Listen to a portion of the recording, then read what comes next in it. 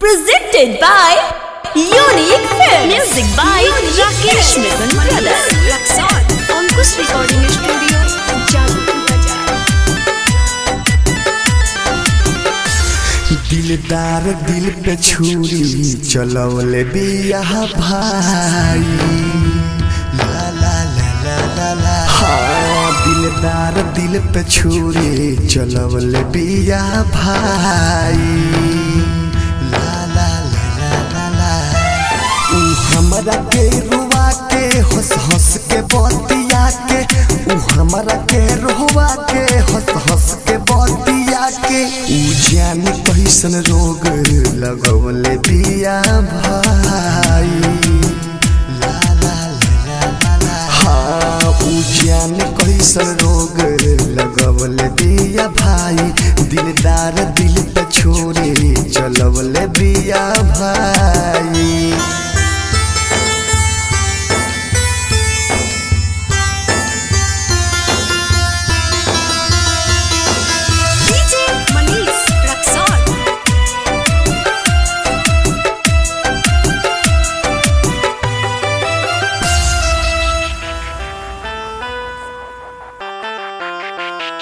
कोई घंटा फोन पर वो कवना से बतियावे, जब पूछियो करा से तो लागे भूलियावे।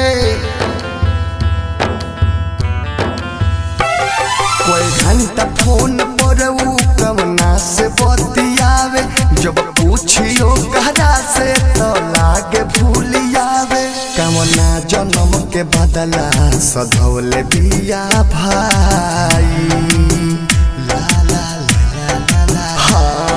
दिलदार दिल पे छुरी चलवले बिया भाई, दिलदार दिल पे छुरी चलवले बिया भाई।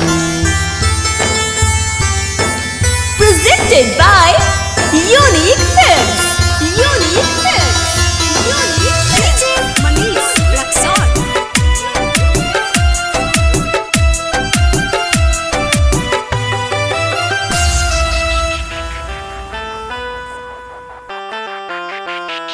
दिलवा के हमरा दुखवा के करा से अब बताई, जे रहे हमारे आपन वो हो गइल पराई। दिलवा के हमरा दुखवा के करा से हम बताई, जे रहे अपन वो है हो गइल बा पराई। विदेशी लाल यादव के लागता मुआई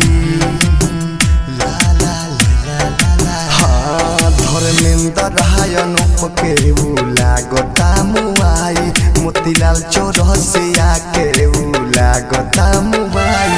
ऊ हमरा के रुआ के हंस हंस के बतिया के, ऊ हमरा के रुआ के हंस हंस के बतिया के। ऊ जाने कैसन रोग लगवले बिया भाई ला ला ला ला ला। हाँ ऊ जाने कैसन रोग लगवले बिया भाई, दिलदार दिल पे छोड़े चलवले बिया भाई। अंकुश रिकॉर्डिंग स्टूडियो, जादूपुर बाजार।